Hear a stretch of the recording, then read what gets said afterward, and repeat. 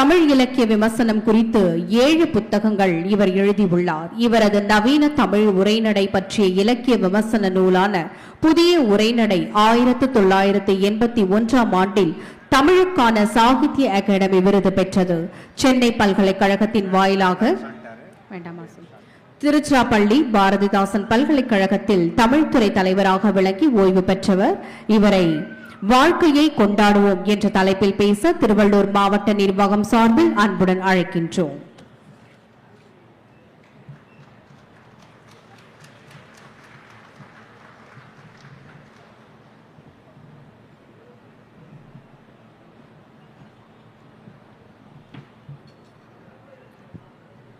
இப்போ இந்த வரவேற்புரையில் சொன்னாங்கல்ல, அது ஒன்று கூட எனதில்லை. அது கூகுளில் என் பேரில் வேறு ஒருத்தரத்தை கொண்டாந்து வச்சுட்டாங்க. நான் அவங்களுக்கு தனியாக அனுப்பி வச்சுருந்தேன். அவங்களுக்கு சேரலை போல இருக்கு. நான் ஆசிரியராக இருந்ததும் உண்மை. 36 ஆண்டுகள் இருந்தேன்.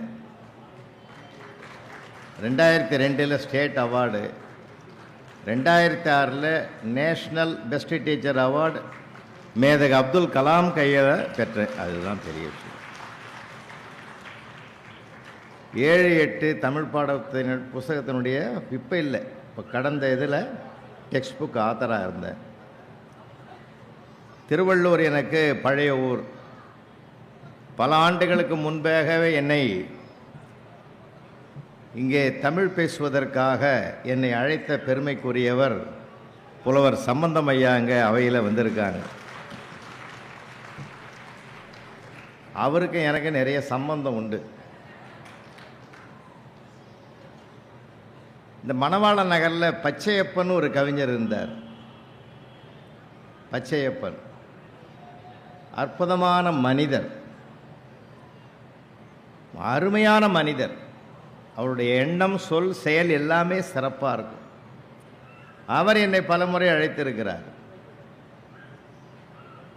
அதனால் இந்த ஊர் நமக்கு பழைய ஊர் தான்.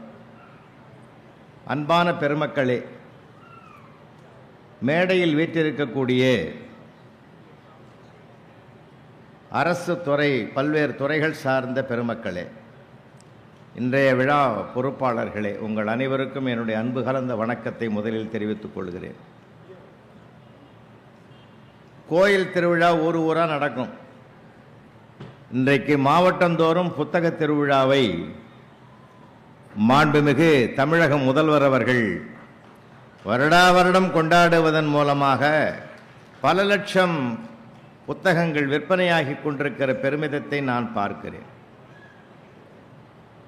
சென்றாடு நான் ராமநாதபுரம் புத்தக திருவிழாவுக்கு போயிருந்தேன். நிறைவு நாள் நான் பேச வேண்டும் என்று அன்றைய விழா பொறுப்பாளர் டாக்டர் சின்னதுரை ஐயா அவர்கள், ஒரு பெரிய மருத்துவர், பெரிய கல்லூரி நிறுவனர், நான் தான் வரணும்னு சொல்லி கடைசியில் இந்த மாவட்ட ஆட்சித்தலைவராக இருந்தவர் மாண்புமை வர்கீஸ் அவர்கள். அந்த விழாவுக்கு போன பிறகு நான் அறிந்து கொண்ட அற்புதமான செய்தி, அந்த 10 நாளில் 6.25 கோடி ரூபாய்க்கு விற்பனையாகி இருக்கிற ஒரு அற்புதத்தை நான் கேட்டு மகிழ்ந்தேன். டாக்டர் சின்னதுரை அப்துல்லா அவர்கள் அதற்கு அவ்வளவு ஏற்பாடுகள் செய்திருந்தார். பெரிய விழாவாக கொண்டாடினார். புத்தக திருவிழாவில் தான் பிள்ளைகளுக்கு இப்போ ஒரு அவேர்னஸ் வந்திருக்கு, விழிப்புணர்வு வந்திருக்கு, புத்தகத்தை வாங்கணும். இப்போ நம்முடைய வணக்கத்திற்குரிய எஸ் ராமகிருஷ்ணன் அவர்கள் நாவலை பற்றி அவ்வளோ அழகாக பேசினாங்க. குறிப்பிட்ட கருத்துக்களினுடைய சாரத்தை கேட்டே நாம் ஆச்சரியப்பட்டோம் என்றால் அதை முழுமையாக வாசித்தால் எவ்வளவு சுகம், எவ்வளவு பெருமை கிடைக்கும் என்பதை சொல்ல வேண்டிய அவசியமே இல்லை. அவ்வளவு அழகாக சொன்னார். உண்மையிலேயே அவருடைய நாவல்கள் அத்தனையும் நான் வாங்கி வச்சிருக்கேன். அவருடைய துணை எழுத்து என்ற நாவல் ரொம்பவும் நான் திரும்ப திரும்ப படிச்சிருக்கேன். ஒரு எழுத்தாளனுடைய எழுத்து இருக்கிறதே, அந்த எழுத்தாளனுடைய உயிர், அது ஜீவன், அது சாதாரணமான விஷயம் இல்லை. எழுத்தும் தெய்வம் எழுதுகோலும் தெய்வம்னா மகாகவி பாரதி. நீங்கள் யாராவது இப்போ எழுத்தாளர் ஐயா கூட யாரோ புத்தகம் கொடுத்தாங்க எனக்கு, இரணியனா, அருமையான சமுதாய சிந்தனையை மையப்படுத்தி அவர் புத்தகத்தை கொடுத்திருக்கிறார். அந்த மாதிரி புத்தகங்கள் இன்றைக்கு தேவை. ஒரு இளைஞனை தட்டி எழுப்பக்கூடிய சிந்தனைகள் தேவை. ஒரு விஷயத்தை சொன்னால் உங்களுக்கு சரியாக இருக்கும்னு நினைக்கிறேன். வட மாநிலத்தில் பள்ளிக்கூடம் போய் கொண்டிருந்த ஒரு சிறுவர் இளைஞர் 100 பேர் அங்கே வட்டமாக கூடியிருக்கிறத பார்த்துட்டு என்ன கூட்டமாக இருக்குதுன்னு அந்த இளைஞர் வந்தார். எட்டி பார்த்தார். உள்ளே போய் பார்த்தா ஒருத்தன் கரடியை வச்சுக்கணும் ஒவ்வொரு முடியாக காசுக்கு விற்கிறான். எல்லாரும் அந்த காசு கொடுத்து வாங்கினான். சொன்னவன் என்ன, வித்தவன் என்ன சொன்னான் தெரியுமா? இந்த முடியை கொண்டு போய் கரடி முடியை வீட்டில் வச்சா காசு கொட்டும், பணம் தானே கடவுள்னு சொன்னார் அவர். நம்ம ஊர்லேயும் இருக்குது அது.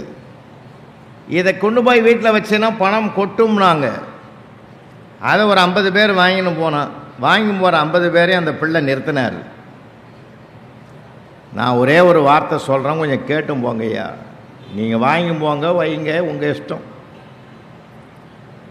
இந்த முடியை, கரடி முடியை கொண்டு போய் வீட்டில் வச்சா காசு கொட்டும்னு காசு கொடுத்து வாங்கி போறியே, இந்த கரடியே அவன் பல வருஷமாக வச்சுங்கிறான்.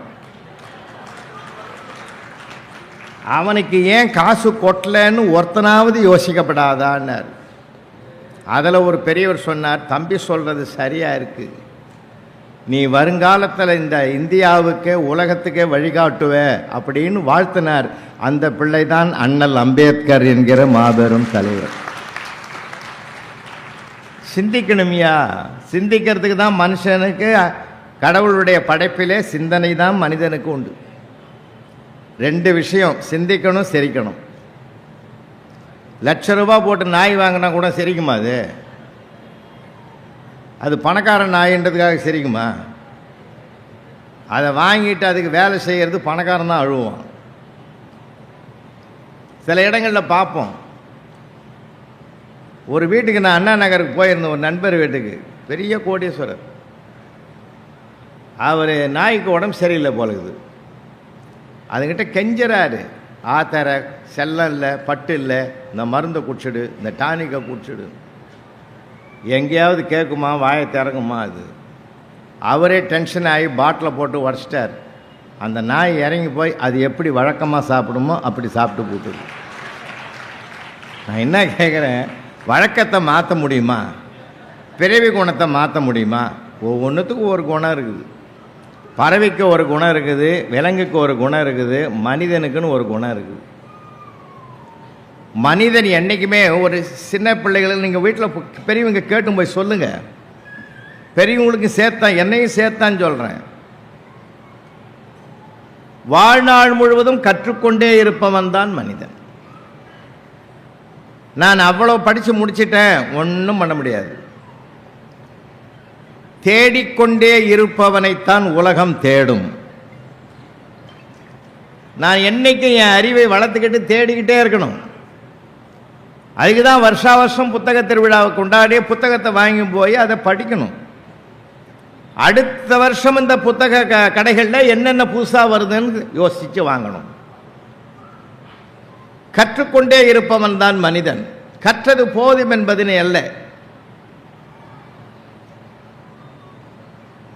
பறவைகளுக்கு ஒரு 5 அறிவு வரைக்கும் இருக்குது, விலங்குகள், பறவைகள் எல்லாம். நான் கூட வகுப்பில் சொன்னேன், சார் கிளி பேசுதே சார்னா ஒரு பையன். கிளாஸில் பசங்கள்லாம் லேசாக நினச்சிடாதீங்க, நீங்கள் படித்த காலம் வேறு, இப்போ படிக்கிற காலம் வேறு. எங்கள் வாத்தியாரே ஒருத்தர் கேட்டார், கிளியை பற்றியும் மயிலை பற்றியும் எழுதுன்னு. 2 வரி எழுதிட்டான். மயில் தேசிய பறவை, கிளி ஜோசிய பறவைன்னு எழுதிட்டு போட்டான். எல்லாம் பொல்லாதுங்க. அப்போ அவன் கேட்டான், கிளிக்கு நம்ம சொன்னோம்னா உடனே சொல்லுதே சார், வெல்கம் சொல்லுது, குட் மார்னிங் சொல்லுது, வாழ்த்து சொல்லுது, வணக்கம் சொல்லுது. நான் சொன்னேன், நாம் சொன்னதை கேட்டு சொல்லுண்டா கிளி, ஆனால் கேட்ட சொல்ல இன்னொரு கிளிக்கு அது கற்றுக் கொடுக்காதரான்னு. அதுதான் அதனுடைய இயல்பு. மனுஷன் ஒருவன் தான் கற்றுக்கொள்ள வேண்டும், கற்றுக் கொடுக்க வேண்டும். கற்பே ஒன்று சேர் புரட்சி செய்யன்னு அண்ணல் அம்பேத்கர் அன்னைக்கே இந்த பிரபஞ்சத்துக்கு சொல்லியிருக்கார். படிப்பு தான் முக்கியம். படித்தால்தான் இந்த உலகத்தில் எல்லா நிலைகளும் சமப்படுத்தப்படும். கீழ்ப்பால் ஒருவன் கற்பினும் மேற்பால் ஒருவனும் அவன் கண் படுமேன்னு 2000 வருஷத்துக்கு முந்தைய இலக்கியம் எழுதி வச்சிருக்கிற உண்மை அது. படிக்கணும், நல்லா படிக்க வைங்க பிள்ளைகளை. ஒரு உயரத்தை தொட்டால் அந்த உயரத்தை யாராலும் ஒன்றும் பண்ண முடியாது. அதுக்குரிய மரியாதையை கொடுத்துட்டு தான் போகணும்.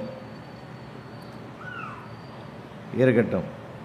ஐயா சொன்னாங்க, ரொம்ப நல்லா பேசுனாங்க. அந்த நாவலை பற்றியெல்லாம் நமக்கெல்லாம் படிக்கணும்னு ஒரு ஆசையை தூண்டிவிட்டு போனால் பார்த்தீங்களா, அதுதான்.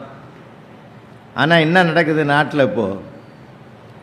புத்தகம் வாசிக்கலாம் வா என்று நம்மை அழைக்கிறது,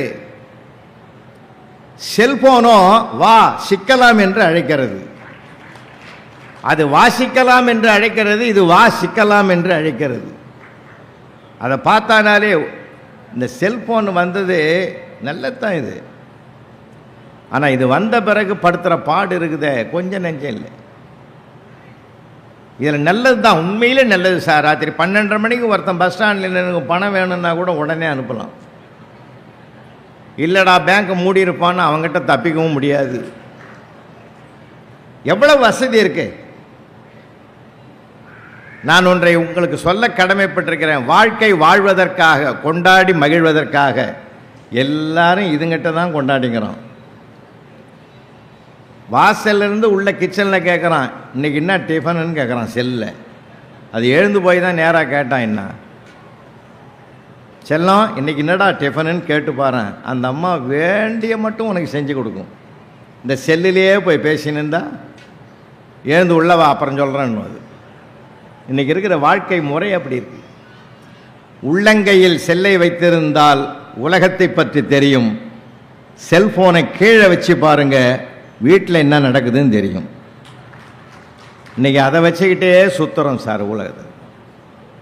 நீங்கள் நம்ப மாட்டீங்க, ஒரு அம்மா ராத்திரி மிட்-நைட் 12:30 மணிக்கு எழுந்து மேக்கப் பண்ணுது. பொட்டு வைக்குது, பூ வைக்குது, லிப்ஸ்டிக் அடிக்குது, பவுடர் அடிக்குது, எல்லாம் பண்ணுது. அவங்க வீட்டுக்காரனே எழுந்து கேட்டான், அடியே அக்கிரமமாக இல்லை அதர்மமாக இல்லை, யாரையும் இந்த நேரத்தில் மேக்கப் பார்க்க போகிறான், மேக்கப் பண்ணுறேன். வாயை மூடியா, செல்லில் ஃபேஸ் லாக் வச்சுக்கிறேன், அது உத்து பார்த்தேன் ஓப்பன் ஆக மாட்டேன்னுது. அது மேக்கப்போட பார்த்தா தான் ஓப்பன் ஆகும் போலகுது. நான் படுற கஷ்டம் எனக்கு தான் தெரியும்னுச்சு. அவன் சிரிச்சுக்கிட்டே படுத்துங்கிறான். அந்த அம்மா கேட்குது, நீ எதுக்கே சிரிக்கிற, கிண்டல் பண்ணுறேன். ஒரிஜினல் மூஞ்சி செல்லுக்கே பிடிக்கலடி.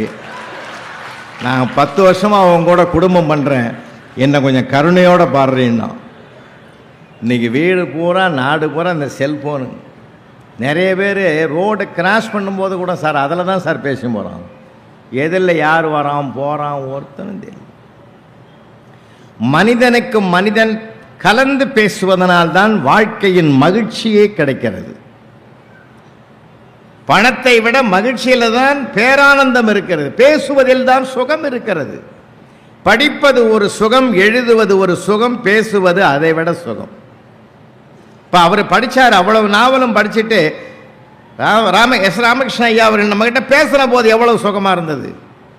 பேசவும் படிக்கவும் எழுதவும் தான் மனிதனுக்கு மிகப்பெரிய சிறப்பு ஐயா, மிகப்பெரிய சிறப்பு. நீங்கள் எழுதி பாருங்களேன், இவ்வளோ புஸ்தகம் அச்சடிச்சு வச்சுக்கிறாங்களே, நீங்கள் எழுதி பாருங்கள். நான்லாம் ஐயாலாம் ஏகப்பட்ட ஒரு 1000-2000 புத்தகங்களுக்கு மேலே திருத்தம் பண்ணி கொடுத்துருப்பார் அவர். என் வாழ்நாளில் 4 புத்தகம் தான் எழுதினேன், அதுக்கு மேலே எழுத முடியல. வளர வளர வீட்டில் பிரச்சனை இருக்குது. நீ உக்காந்து ஏதாவது 1-2 வரி எழுதணும்னா, ஏங்க இன்னைக்கு என்ன சாம்பார் வைக்கிறது, சரி வாங்கியாந்து கொடுத்துட்டு உட்காந்து எழுதலைன்னா சுத்தமாக இல்லை துவரம் பருப்பு, என்ன பண்ணுறது இப்போ? அவ்வளோதான், தூக்கி வச்சுட்டு போக வேண்டியது தான். எங்கள் தாம்பரத்தில் ஒரு எழுத்தாளருக்கு நாங்கள் 1 லட்சம் ரூபாய் பரிசு கொடுத்தோம். அந்த எழுத்தாளர் வாங்கி கூட்டத்தை மத்தியில் தான் சம்சாரத்தை கூப்பிட்டு மேடையில் நிற்க வச்சு அந்த 1 லட்சத்தை கொடுத்து பாராட்டி அதுக்கு பொன்னாடிலாம் அவரே போட்டார். எல்லாருக்கும் ஆச்சரியம். அந்த அம்மா வீட்டுக்கு போய் அந்த வீட்டுக்காரனை லெஃப்ட் ரைட்டு விடுது. திடீர்னு என்னை மேடையில் கூப்பிட்டு எனக்கு அவ்வளோ பாராட்டு கொடுத்தியே, பணத்தை கொடுத்தியே, அது என்ன புஸ்தகம்னு யாராவது கேட்டிருந்தா நான் இன்னும் பதில் சொல்லுவேன். புஸ்தகத்து பேரையாவது எனக்கு சொல்லி கூட்டு போனியா? திடீர்னு கூப்பிட்டு இந்த கூத்தை நடத்தினியே, என்னையா நினச்சிங்கிற? சும்மா விஷயம் இல்லாத நான் உனக்கு செய்வேனா? எனக்கு கொடுத்த ₹1,00,000 உனக்கு தான் பொருந்தும், நீயே வச்சுக்கோ. அது எப்படியா? நீ தானே கஷ்டப்பட்ட. இது வேறு, நீ உங்கள் அம்மா வீட்டு கோஷின்னு 2 மாதம் போன இல்லை, அப்போ எழுதின புஸ்தகம் கிடையாது. அப்படின்னா ஒரு மனுஷன் புத்தகம் எழுதணுன்னா அவன் தனிமையில் உட்காந்தாதான் அதை எழுத முடியும். இப்போ ராமகிருஷ்ணன் ஐயா நிறைய புஸ்தகம் எழுதுகிறார். அவர் அந்த ரகசியத்தை அவரை கேட்டால் தான் தெரியும். விளையாட்டுகளை சார், சிந்தனை ஒருமுகப்படணும். இல்லை, சிந்தனை ஒருமுகப்பட்டால்தான் அவர் அன்னைக்கு எழுதுகிற நாவல் இல்லது, காலத்துக்கும் நிற்கிற ஒரு சொத்து அது. காலம் அந்த எழுத்தாளனை கொல்லலாம், ஆனால் அவனுடைய படைப்பு காலத்தை கொன்று வென்று நிற்கக்கூடிய சக்தியும் வல்லமையும் படைத்தது. ஆனால் தான் 2000 வருஷத்துக்கு முன்னாடி திருவள்ளுவர் எழுதினது இன்னைக்கும் இருக்குது. ஏங்க நமக்கு என்ன திருவள்ளுவர் உயரமா, குள்ளமா, கருப்பா, சிவப்பா, தாடி வச்சிருந்தாரா, மீசை வச்சிருந்தாரா? ஏதோ ஒரு கற்பனையில் படைக்கப்பட்ட படைப்பு தான் அது. நிஜமாவே யாருக்கும் அவர் எப்படி இருப்பார்னு தெரியாது. ஆனால் அவருடைய திருக்குறள் இன்றைக்கு உலகம் முழுவதும் 150 மொழிகளுக்கு மேலாக மொழிபெயர்க்கப்பட்டிருக்கிற ஒரு பெரிய வரலாறு நமக்கு கிடைத்திருக்கிற மிகப்பெரிய சொத்தியா. தமிழனுடைய சொத்தே திருக்குறள் தான். மகிழ்ச்சியாக இருப்போம், சந்தோஷமாக இருப்போம், வாழ்க்கையை கொண்டாடுவோம். அதுதான் தலைப்பே கொடுத்தேன். 1000 படிக்கிறது 1000 பண்ணுறது. ஐயா சொன்னார், அதில் தப்பே கிடையாது. அங்கே நாவலில் பணத்தை பற்றி பேசுகிறான், பணத்தை பற்றி பேசுகிறான், இங்கேயும் அப்படி தான் பேசிங்கிறான். இப்போ சிவராத்திரி வந்து போச்சு இல்லை, சிவராத்திரி வந்தது இல்லை, மகா சிவராத்திரி. பார்வதியும் பரமேஸ்வரனும் வான் வழியாக போனாங்களாம். வான் வழியாக போகும்போது பார்வதி தேவி சொன்னாங்களாம், அங்கே பாருங்கள் உங்கள் சிவன் கோயிலில் எவ்வளோ கூட்டம், 10,000 பேர் இருப்பான், எல்லாம் உங்களை பார்க்க தான் வந்துக்கிறான். அதெல்லாம் ஒன்றும் கிடையாது, கம்முன்னு இருந்தார் சிவபெருமான். அப்போ பார்வதி சொன்னாங்களாம், எதுக்கு நேராக போய் பார்ப்போம் வா. 2 பேர் இறங்கி கோயில் உள்ளே போய்க்கிறாங்க. உள்ளே பூசாரி இருந்துக்கிறார் சிவன் கோயில் உள்ளே. இன்னும் உங்களை பார்த்தா புதுசாக தெரியுது, வழக்கமாக வர்ற தம்பதி மாதிரி தெரியலையே, நீங்கள் யாருன்னு கேட்டிருக்கார் பூசாரி. அப்போ அவர் வந்தவர் சொன்னார், நான் தான் சிவபெருமான் அப்படின்னு சொல்லிக்கிறார். உன்னை எப்படி நம்புறது அப்படின்னு கேட்டு, நிஜமாக நான் தான் ஏன் சிவபெருமான், எப்படி நம்புறது, நீ ஏதாவது சொல்லு நான் செய்கிறேன். உள்ளே வச்சிருந்தார் பாருங்க தீர்த்த சொம்பு, பித்தளை சொம்பு, அதை தூக்கின்னு வந்தார். இதை தொடு, இதை நீ வந்து தங்கமாக்கு, உன்னை சிவபெருமான் நம்புறேன்னார். அப்படி தொட்டார், அது தங்கமாக போச்சு. அப்படி பார்த்தா அடுத்த செகண்டு 10,000 பேரையும் காணோம், தலை தெறிக்க ஓடிட்டான். பார்வதி தேவி பார்த்தாங்களாம், நீங்கள் சொல்கிறது உண்மைதாங்க, ஏன் இப்படி பயந்து எல்லாம் ஓடிட்டான்னு தெரியலேன்னுச்சு. பொறுத்திருந்து பாருன்னார் சிவபெருமான். அடுத்த 5 நிமிஷத்தில் அவனை அண்டாம் குண்டாம் சொம்பு தவலை தட்டு எல்லாத்தையும் தூக்கின்னு வந்துட்டான். இதை தொடுங்க, இதை தொடுங்க, இதை தொடுங்கன்னு. அப்போ தான் சிவபெருமான் சொன்னார், இவன்லாம் என்னையா பார்க்க வந்தான். அதாவது பணத்தை செலவு பண்ணி ஒரு கோயிலை கட்டி கடவுளை உட்கார வச்சுட்டு அவர்கிட்ட போய் பணத்தை கேட்குறவன் நம்மால் மட்டும்தான். ஐயா, ஒரு வேடிக்கையான சமூகம் இது, வேடிக்கையான உலகம். அவனை எந்த ஆடம்பரத்தையும் கடவுள் கேட்கல. அன்பு என்ற ஒன்று இருந்தாலே போதும், அந்த மலை போன்ற இறைவனே ஆட்படுவான். அதனால்தான் அருட்பிரகாச வள்ளலார் சொன்னார், அன்பெனும் பிடியுள் அகப்படும் மலையேன்னர். அன்பாக இருப்போம் சார் ஒருத்தருக்கு ஒருத்தர், அதுக்குன்னா காசாக கொடுக்கணும். காசு பணம் செலவு பண்ணாமல் செலுத்துகிற ஒரே ஒரு பரிமாற்றம் அன்பு தானே. அதுதான் தாய் அன்பு. நேற்று உலக மகளிர் தினம் கொண்டாடணும், அது நேற்றோட சரியாக போச்சா? வாழ்நாள் முழுவதும் கொண்டாட வேண்டியமையா, வாழ்க்கையை கொண்டாடணையா, மகிழ்ச்சியாக இருப்போம். எதுவுமே குற்றம் பார்க்கின் சுற்றம் இல்லைன்னு சொன்னாங்கல்ல, நம்ம புத்தகங்களெல்லாம் வாசித்து ஏதோ புத்தியை வளர்த்துக்கிறதுக்காக மட்டும் இல்லை, அதிலிருந்து நமக்கு என்ன தேவைன்னு எடுத்துக்கிட்டு நம்முடைய வாழ்க்கை பாதையை அமைத்து கொண்டால் அதுதான் ஆனந்தம், அதுதான் மகிழ்ச்சி. நான்லாம் வகுப்பறையில் ஐயா கிட்ட கற்றுக்கிற பாடம் தான். அவங்கெல்லாம் கூட சொல்கிறேன், அவங்களுடைய மாணவர்கள் எந்த உயரத்தையும் தொட்டிருக்கிறாங்க. என்னுடைய மாணவர்கள் நிறைய பேர் இருக்காங்க, நிறைய துறைகளில் இருக்காங்க, வெளிநாடுகளில் இருக்காங்க. நான் எல்லாரையும் சமமாக மதிப்பவர்கள். ஏன் தெரியுமா? திறமையில்லாதவன் பிரபஞ்சத்தில் படைக்கப்படுவது கிடையாது. எல்லாருக்கும் ஒவ்வொரு வகையான திறமை இருக்கு. நமக்குள் இருப்பதை அவர்களுக்குள் திணிப்பதை விட அவருக்குள் என்ன இருக்குதுன்னு பார்க்க தயாராயிட்டோம்னா அவனையும் பிரகாசமாக கொண்டு வரலாம். நாம் சில சமயங்களில் நாம் ஒரு கணக்கு போட்டுங்கிறோம், தப்பு கணக்கு போடுறோம். 65 வயசில் ஒரு அப்பா போய் ஹாஸ்பிட்டலில் படுத்துட்டார், உடம்பு சரியில்லாமல். 45 வயசில் இருக்கிற தான் பையனை கூப்பிட்டாரு, எல்லாரையும் போங்கன்ட்டார், அவனை மட்டும் கூப்பிட்டாரு. இங்கே பாடுறா, இப்போவும் கேட்குறேன், நீ 8ஆம் கிளாஸ் படிக்கிற போது கணக்கு பேப்பரை 90 மார்க்கோடு கொண்டாந்து காட்டினேன்.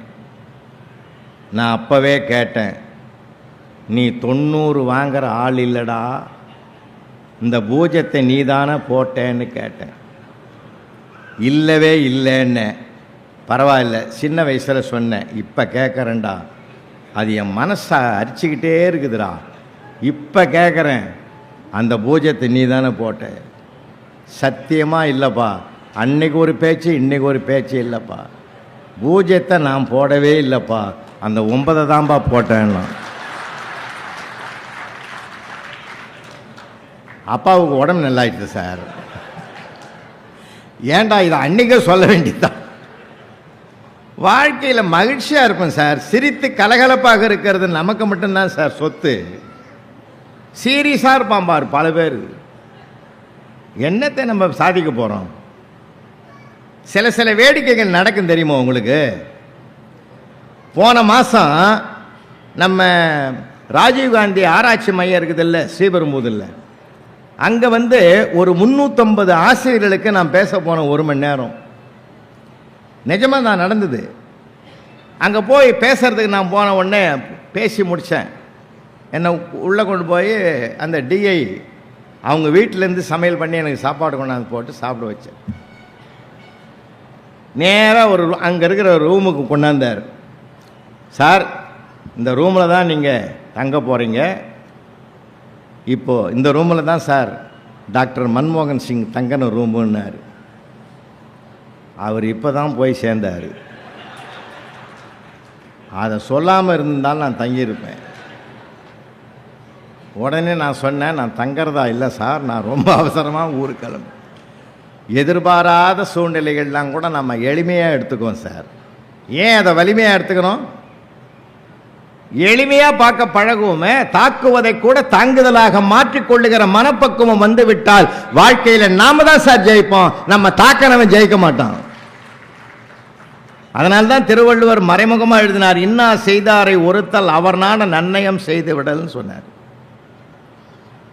இல்லாமல் ஆஃபீஸ் ஸ்டாஃபுங்களாம் நிறைய இருக்காங்க, பெரிய பெரிய அதிகாரிகள் இருக்காங்க. சின்ன சின்ன விஷயங்கள் நம்மையே மகிழ வைக்கும். அன்றைக்கி ஒரு தாலுகா ஆஃபீஸில் ஒரு அம்மா லேட்டாக போயிடுது. ஸ்டாஃபு மேனேஜர் கேட்டார், மேலே சூப்பர்வைசர் கேட்டார், என்ன இல்லைம்மா என்னம்மா லேட்டு? சாரி சார், போகும்போது சீக்கிரம் போயிடுறேன் சார். அவரே சிரிச்சிட்டார். சீரியஸாக இருக்கிற மனிதனை கூட சிரிக்க வைப்பது வார்த்தைகளின் பலம் எல்லாம் இருக்குது சார். ஏன் சந்தோஷமாக எடுத்துக்க போவோம், என்ன சங்கடம், எதை கொண்டு போக போகிறோம், என்ன பண்ண போகிறோம், ஒன்றுமே கிடையாது சார். நாம் ஒரு நாள் ஒரு இடத்தில் இல்லை என்றால் மறுநாள் நம்ம இல்லையே என்று வருத்தப்பட்டால் அப்பொழுதுதான் நாம் வாழ்கிறோம் என்று அர்த்தம். அது வீடாக இருக்கட்டும், நிர்வாகமாக இருக்கட்டும், எங்கே இருக்கட்டும். ஒரு நாள் லீவு போட்டால் அங்கே ஸ்தம்பிச்சா, ஐயோ அவர் இல்லை பத்தியா, என்ன கலகலப்பாக இருக்குது, என்ன கலவரம் அப்படின்னு நினச்சாதான் நம்ம வாழறதா அர்த்தம். அப்பா என்னைக்கு வருவார்? 10 நாள் ஆகும். அம்மாடி ஒரு நிம்மதிரா அப்படின்னா அந்த நாள் அங்கே இருக்கவே வேணாம், டிரான்ஸ்ஃபர் ஆகி போயிடும். வார்த்தைகளில் இருக்கிறது வாழ்க்கையின் வெற்றி. நம்ம பற்றி என்ன பேசுகிறாங்க, ஏதோ சந்தோஷமாக இருப்போம்மா, கலகலப்பாக இருப்போம்மா, தப்பே நடக்கட்டமே, தப்பு யார் செய்யாமல் இருக்கான்? 48 நாள் ஐயப்பன் கோயிலுக்கு விரதம் இருக்கிறவனே அவர்கிட்ட மன்னிப்பு கேட்குறான், நான் அறிந்தும் அறியாமலும் செய்த தவறு. அப்புறம் அறிஞ்சு ஏன் செய்கிறேன்? கேட்க வேண்டியது இருக்குதா இல்லையா? அறியாமல் தவறு குணம் நாடி குற்றமும் நாடி அவற்றுள் மிகை நாடி மிக்க கொள்ளன்னு 2000 வருஷத்துக்கு முந்தைய திருவள்ளுவர் தீர்ப்பு எழுதி வச்சுக்கிறார். ரெண்டும் இருக்கும்டா. அதில் நீங்கள் குற்றத்தை வன்மையாக பார்த்து தண்டனை கொடுக்காமல் அதை மென்மையாக பார்த்து கலந்து பேசி ஒரு மாற்றத்தை உருவாக்குகிற தீர்வு செய்வதற்கு தயாராகிவிட்டால் 2 பேருமே சுமூகமாக வாழ்க்கையில் வாழ்ந்து கொண்டிருக்கலாம். இன்னைக்கு எங்கே பார்த்தாலும் பிரச்சனைகள் விஸ்வரூபம் எடுத்திருக்கு. ஒரு கம்பெனியில் போய் ஒருத்தன் லீவு கேட்டான் சார். லீவ் லெட்டரை படிச்சுட்டு பயந்துட்டார் மேனேஜரு. என்னடா இப்படி எழுதிக்கிற? அவன் எழுதிக்கிறான், ரஷ்யாவுக்கும் உக்ரைனுக்கும் சண்டை நடக்கிறதுனால எனக்கு 4 நாள் லீவு வேணும்னு எழுதிக்கிறான். மிரண்டு போனார் மேனேஜரு. அதுக்கு அந்த சண்டைக்கும் உனக்கு லீவுக்கு என்ன பிரச்சனை? அதுக்கு எதுக்கு 4 நாள்னா சமாதானம் தூதுவரானே சார்? போன வாரம் எனக்கு என் சம்சாரத்துக்கு சண்டையாக இருக்குது, அந்த பிரச்சனையை தீர்த்து வைக்கிறதுக்கு எனக்கு 1 நாள் லீவு வேணும்னு கேட்டேன். நீங்கள் என்ன சொன்னீங்க? சின்ன சின்ன சண்டைக்கெல்லாம் லீவு கேட்காதுரா நீங்கள். இப்போ பெரிய சண்டை நடந்துக்குது, நான் லீவு கேட்கணும். ஏன்னா நிர்வாகமும் நல்லா நடக்கணும், வீடும் நல்லா நடக்கணும், மகிழ்ச்சியாக இருப்போம் சார். அன்பா சொல்லுங்களேன். ஏன்? ஒரு கையில் அதிகாரம் இருக்கிறது, ஒரு கையில் அன்பு இருக்குது. அதிகாரத்தை கீழே இறக்கி அன்பை மட்டும் கையில் எடுத்து ஆட்சியை செலுத்தினோம் என்றால், ஆளுமையை செலுத்தினோம் என்றால் எல்லா இடங்களும் நமக்கு நண்பர்கள் உறவுகளாக மாறுவார்கள். அதைத்தான் நான் பணிவா சொல்றேன். இப்போ முத விண்வெளியில ராக்கெட்டு விட்டார் மேதகு அப்துல் கலாம். அப்ப அந்த திட்டக்குழுவுக்கு யார் தலைவராக இருந்தது? தவான். தவான் திட்டக்குழுக்கு தலைவராக இருக்கும்போது புறப்பட்ட வேகத்தில் கடல்ல ஊந்து போச்சு. நிருபர்கள் பூரா மொத்த பேர் வந்துட்டான். உடனே என்ன பண்ணார் தெரியுமா? தவான் வேகமா ஓடி வந்து இந்த இந்த தவறுக்கு, இந்த ஃபெயிலருக்கு எங்களுடைய கூட்டு முயற்சி தான் காரணம், கூட்டாக அதை ஏற்றுக்கொள்ளுகிறோம் சொன்னார். 2வது முறை அந்த ஏவுகணை செலுத்தினார்கள், வெற்றி பெற்று விட்டார்கள். அப்பொழுது தவான் என்ன பண்ணார் தெரியுமா? மேதகு அப்துல் கலாமை முன்னால் நிறுத்தி இந்த வெற்றிக்கு காரணத்தை இவர் விளக்குவார், வெற்றியின் நாயகனே இவர்தான் தயார் தலைமை தாங்கினார் சொன்னார் சார். அப்ப தோல்விக்கு தன்னை முற்படுத்தி கொண்டு வெற்றிக்கு தன் கீழே பணியாற்றுகிற ஒருவரை முற்படுத்தினார். பார்த்தீங்களா? இதுதான் சார் தலைமை பண்புக்கு அழகு. இதெல்லாம் நம்ம கற்றுக்கணும், நிறைய விஷயங்கள் கற்றுக்கணும். அதனால தான் சொல்கிறேன், வாழ்க்கை என்பது சாதாரணமான விஷயம் இல்லை. எந்தையும் தாயும் மகிழ்ந்து குலாவி இருந்தது மின்னாடே, அதன் முந்தைய 1000 ஆண்டுகள் வாழ்ந்து முடிந்தது மின்னாடேன்னு பாட்டன் பாரதி பாடினான் சார். இன்னைக்கெல்லாம் நீங்கள் எல்லாருக்கும் இருக்கிற சிக்கல் என்னன்னா, பையன் 1 பொண்ணு 1 2 தான் வச்சுக்கணும். இதுவே போதும்னு ஒரு முடிவுக்கு வந்துட்டோம். இப்போ ஜப்பானில் லேட்டஸ்டாக என்ன நடக்குது தெரியுமா உங்களுக்கு? கல்யாணமே பண்ணிக்க மாட்டேன்றான். ஜப்பான் நாடு அரசாங்கமே அழுவுது இப்போ. ஏன்னா மக்கள் தொகை குறைஞ்சிக்கிட்டே வரான். என்னடா ரஷ்யாவிலே அதே பிரச்சனை வந்துடுத்து. இப்போ குழந்தை குட்டிகளை நிறைய பெற்றுக்கிட்டு அதை வளர்த்துக்கிட்டு அதுக்கு பின்னாடியே ஓடி போய் எவன்டா லோல் படுறது லொங்கடியறதுன்னு கல்யாணமே வேணான்ற முடிவுக்கு ரஷ்யாவில் இருக்கிறவனும் ஜப்பானில் இருக்கிறவனும் வந்துட்டான். அந்த நாட்டு அரசாங்கமே கவலைப்படுது இப்போ. நம்ம நாட்டில் அப்படி வராது, கவலைப்படாதீங்க. ஏன்னா நம்ம ஆளுங்க தான் அடி ஒரே 60 கல்யாணம் 70 கல்யாணம் வாழ்நாளில் சுடுகாட்டுக்கு போகிற வரைக்கும் கல்யாணம் பண்ணுவான். இது ஒரு வாழ்க்கை அம்சம், இது வேறு. இப்போ வச்சுங்கிறது ஒரு பையன் ஒரு பொண்ணு தானே சார். நமக்கு என்ன கவலைப்படுறதுன்னு தெரியுமா உங்களுக்கு? என்ன ஆகுமோ ஏதாகுமோ, பல சிக்கல்கள் இருக்கு, பல போராட்டங்கள் இருக்கு. நான் ஒரு செய்தியை சொன்னால் உங்களுக்கு சரியாக இருக்கும்னு நினைக்கிறேன். யாருக்கு எப்படி சொல்லணுமோ அப்படி சொல்லணும். ஒரு சொற்பொழிவாளர் மீட்டிங்கில் பேசுகிறாங்கல்ல, இந்த கோயிலுக்குள்ளெல்லாம் பேசுகிறாங்கல்ல, எனக்கு என்னமோ சமீபத்தில் ஐயா சம்பந்தம் ஐயா புத்தக திருவிழாவுக்கு தான் சார் கூட்டம் அதிகமாக வந்து கேட்குறாங்க. மகிழ்ச்சியாக இருக்குது உண்மையிலே. இப்போ கோயில் சொற்பொழி கூட யாரும் வர்றதில்லை சார். நான் சைதாப்பேட்டை காரணேஸ்வரர் கோயிலில் 6 மாதத்துக்கு முந்தி போய் உட்காந்து பேசினேன். ஒரு தூணு வரமாக ஒரு 10 பேர் தான் கேட்டிருந்தான். என் சேரே அவன் பக்கம் திருப்பியிருந்தேன். நான் மைக்கு அவன் பக்கமே பேசியிருந்தேன் சார். பேசிட்டு ஒரு நேரம் தண்ணி குடிக்கலான்னு இப்படி திருமணம் பாரு, அந்த 10 பேரையும் காணோம். வேற 10 பேர் உட்காந்துங்கிறான். அவனோட முதல்ல உட்காந்துங்கிறவன் ட்ரெஸ் எல்லாம் வேற இருந்தது, இது வேற ட்ரெஸ்ஸாக இருக்குது. இவங்க யாருன்னு அமைப்பாளரை கூப்பிட்டு கேட்டேன். அது ஒன்றும் இல்லை சார், இந்த கோயிலை சாமி கும்பிட்டுட்டு 3 தடவை சுற்றிட்டு உட்காந்து போகிற இடம் அது. ஒரு பேட்ச் போயிட்டு அடுத்த பேட்ச் வந்து உட்காந்துங்குதுன்னாங்க. இதுதான் இன்றைக்கி இருக்கிற நிலைமை. ஒரு சொற்பொழிவாளர் மாதிரி தான் போய் பேச போய்கிறார். குதிரை வண்டியில் போய்கிறாரு. இதில் குதிரை வண்டியில் போன உடனே அந்த குதிரை வண்டிக்காரன்னா உள்ளே போய் பார்த்தா ஒரு ஆளை கூட காணோம். குதிரை வண்டிக்காரன் சொன்னான், சாமி நீ பேசு, நான் உட்காந்து கேட்குறேன். உனக்கு கேட்கறதுக்கு ஒரு ஆள் இருந்தால் போதும்ல, நீ பேசுன்ட்டான். அவரும் விடாமல் அவனை ஒருத்தனை வச்சுக்கின்னு அன்னைக்கே கிருஷ்ண பரமாத்மா அர்ஜுனனுக்கு ஒருத்தனுக்கு தான் போதிச்சாருன்னு சொல்லி இவனை உண்டு இல்லைன்னு பண்ணி ஒரு 2 மணி நேரம் அவனை உட்கார வச்சுக்கிறார். உட்காந்து கேட்டுட்டு அவனை கேட்டுக்கிறாரு. குதிரை வண்டிக்காரன் அவனை கேட்டுக்கிறார், எப்படி என் பேச்சேன்னு. அவன் என்ன அறிவாக சொன்னான் பாருங்க பதில். சாமி நான் 4 குதிரை வச்சுக்கிறேன், ஒவ்வொரு குதிரைக்கும் சாப்பாடு தனித்தனியாக கொடுப்பேன்.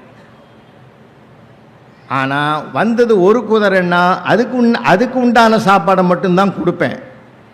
நீ என்ன பண்ணியிருக்கிற, 4 குதிரைக்கு வேண்டிய சாப்பாடை ஒரே குதிரைக்கு கொடுக்குற மாதிரி இப்போ எனக்கு கொடுத்துக்கிற.